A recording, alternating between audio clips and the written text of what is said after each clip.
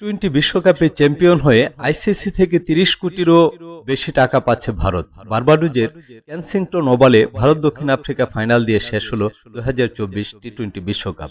৭ রানের রুদ্ধশ্বাস জয়ে দ্বিতীয় টি-টোয়েন্টি বিশ্বকাপ জিতল ভারত। একই সঙ্গে ভারতের আইসিসি ইভেন্টের শিরোপা খরা ঘুচল ১১ বছর পর। আইসিসি থেকে মোটা অঙ্কের টাকা পাচ্ছে রোহিত শর্মার ভারত। বিশ্বকাপে অংশ নিলেই প্রতিটি দল পাবে $2,25,000, এমন কথা জানিয়েছিল আইসিসি। বাংলাদেশি মুদ্রায় টাকার অঙ্কটা হয় 2,65,00,000 টাকা।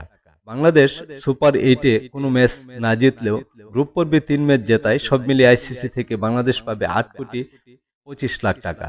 ২রা জুন যুক্তরাষ্ট্র কানাডা ম্যাচ দিয়ে শুরু হয় এবারের টি-টোয়েন্টি বিশ্বকাপ। টুর্নামেন্ট শুরুর পরদিনই বিশ্বকাপের অর্থ পুরস্কার এক সংবাদ বিজ্ঞপ্তির মাধ্যমে ঘোষণা করে আইসিসি। টুর্নামেন্টে মোট প্রাইজ মানি ধরা হয়েছে $1,12,50,000, বাংলাদেশি মুদ্রায় প্রায় 132,07,00,000 টাকা। টি-টোয়েন্টি বিশ্বকাপ ইতিহাসে যা সর্বোচ্চ। চ্যাম্পিয়ন হয় ভারত পাবে আইসিসি থেকে বাংলাদেশি মুদ্রায় 30,95,00,000 টাকা। পাশাপাশি দ্বিতীয়বারের মতো টি-টোয়েন্টি বিশ্বকাপ জেতায় ভারত সরকারের পক্ষ থেকেও 125 কোটি রুপি বোনাস ঘোষণা করেছে বিসিসিআই এর সচিব জয় শাহ, যা আইসিসি থেকে প্রাপ্ত অর্থের 6 গুণ বেশি।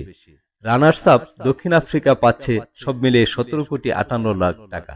সেমিফাইনাল থেকে বিদায় নেওয়া আফগানিস্তান ও ইংল্যান্ড পাবে, প্রত্যেক দলই পাবে 9,24,00,000 টাকা।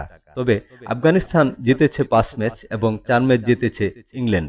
5 ম্যাচ জেতার বাড়তি অর্থ হিসাব করলে রশিদ খানের আফগানিস্তান আইসিসি থেকে পাচ্ছে 11,07,00,000 টাকা।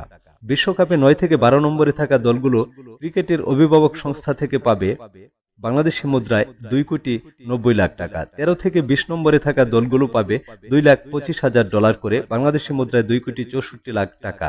এটা হচ্ছে অংশগ্রহণ ফি। এবারে টি-টোয়েন্টি বিশ্বকাপে সর্বোচ্চ 20 দল অংশগ্রহণ করেছে।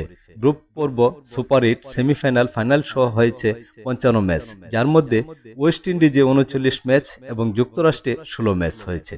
যুক্তরাষ্ট্রে এটাই প্রথম কোনো আইসিসি ইভেন্ট। ভিডিওটি ভালো লাগলে সাবস্ক্রাইব করে পাশে থাকবেন। ধন্যবাদ।